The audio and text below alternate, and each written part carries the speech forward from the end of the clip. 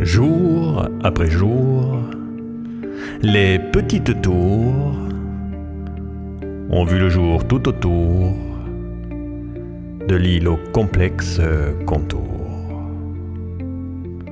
Ce petit paradis convoité par de sombres étrangers qui semaient terreur et danger dans la population apeurée. Pour pallier au plus court, les hommes ont eu recours à des techniques sans détour qui ont donné ces belles tours. On les appelle les tours génoises, d'une manière un peu sournoise, ce nom n'étant plus trop en phase, ayant des Génois fait table rase.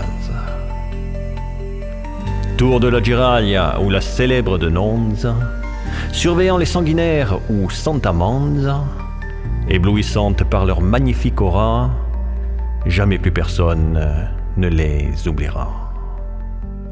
Ce sont nos tours de Corse, ce véritable tour de force, qui devant la mer bombe le torse et rester debout toujours s'efforce. Elles font partie de notre histoire, représentent une vraie date butoir, quand les Corses en ont eu marre d'être attaqués de toutes parts. Elles sont notre patrimoine merveilleux, qui régale nos sens et nos yeux.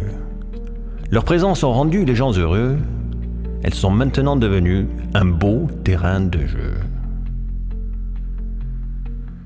Ce fut de véritables sentinelles qui dureront dans l'éternel.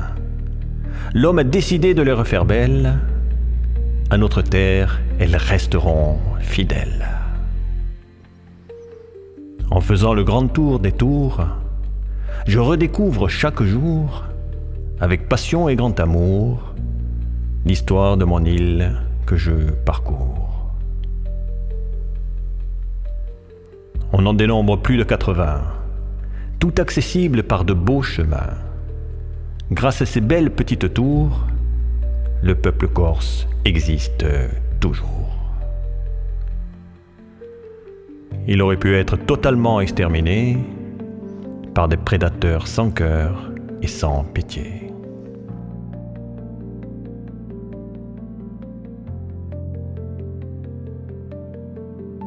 Jour après jour, les petites tours ont vu le jour tout autour de l'île aux complexes contours.